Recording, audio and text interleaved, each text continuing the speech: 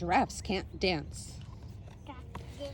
Gerald was a tall giraffe whose neck was long and slim, but his knees were awfully crooked and his legs were rather thin. He was very good at standing still and munching shoots off trees, but when he tried to turn around, he buckled at the knees. Now, every year in Africa, they hold the jungle dance, where every single animal turns up to skip and prance.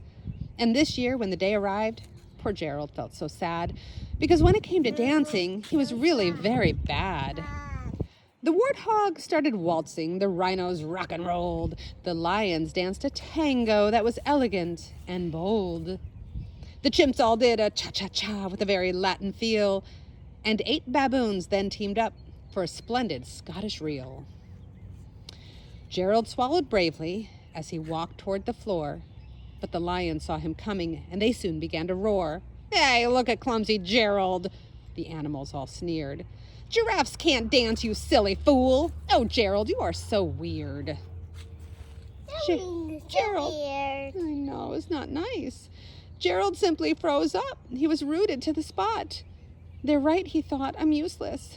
Oh, I feel like such a clot." So he crept off the dance floor and he started walking home. He'd never felt so sad before.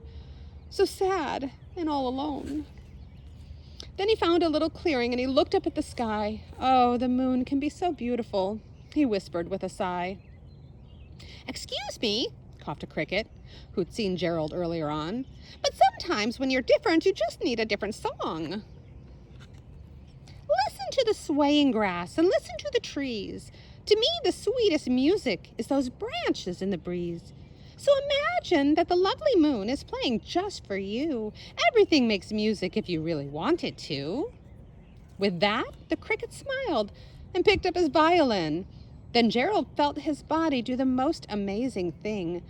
His hooves started shuffling, making circles on the ground, and his neck was gently swaying and his tail was swishing around.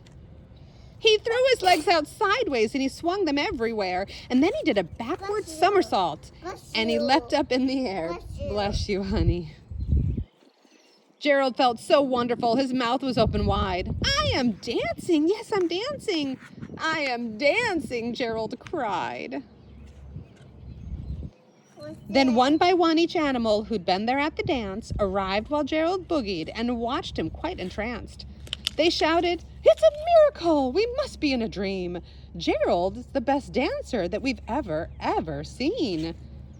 How'd you learn to dance like that? Please, Gerald, tell us how."